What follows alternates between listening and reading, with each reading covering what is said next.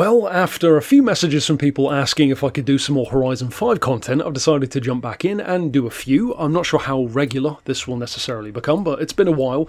Obviously, I'm not going to break down every single individual piece that I fit in the video, because that'll just be a case of saying exactly what's on screen. So if you need to pause the video to see what I've done, of course you can do that. We're kicking it back off with my favourite car in the game. It's not the best car in the game, but this is the car which I just drive every time I go back into Horizon 5 because, well, as I said, it's just my favourite car in there. There was no reason for them to put it in.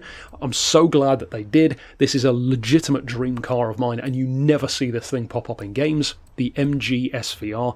I seem to have seen a few of these recently in real life. They only made 80 of them to begin with. Now, there are two different versions of this build, or, well, a couple really. It has the McLaren F1 engine swap.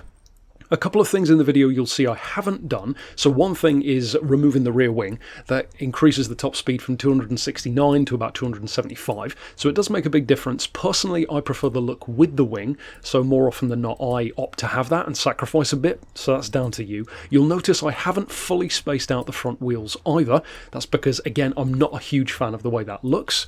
I know it's a bit vain to say that in a speed build, but that's down to you as to what you do or don't want to do. I will, as always, slap up on screen and probably in the description a link to a code, which you can, or not a link, but the actual code where you can search for this in the same menu that we're in here, pretty much, to find the build and put it straight on your car, as I always used to do anyway.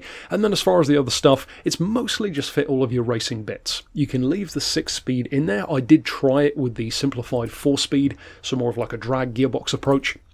It doesn't really make any significant difference at all. Same acceleration figures, same top end speed. One of the things which has changed since I last did this was the advent of the anti-lag on the turbo. I don't personally find that it's an improvement here though. It kind of seems to hamper the car a little bit. It makes it a bit sluggish off the line, which I don't like. So you could fit it if you want to. I wouldn't necessarily recommend it. I'll leave it down to you. So as far as the build, I'll pretty much leave it there on screen for you to run through that. And then of course I'll check back in when we actually take the car out on the road. And as far as its actual performance and its all-round ability, I've got a ton of different MG SVRs. I've got like, I think 8 of these in all the different classes, B, A, S, S1, S2. I've got one with drag tyres with essentially the same build, but just swapping out the tyres so it's even quicker in a straight line, but obviously sacrifices a bit of the handling. It's a very versatile car, more than people I think give it credit for. But most people just don't really care for the car, and there's no necessary reason to use it. You know, there are certain cars which are just by far and away the best in the game. As you'll see here though, it's hitting the speed that I quote in the thumbnail, albeit for a very brief amount of time, but even without that, you can easily exceed 270. I would say the handling is a lot better than it easily could be, so if you do decide to use it, I hope you have a ton of fun with it, and of course, check out the many other Horizon builds that I've done here on the channel. But for now, thanks for watching.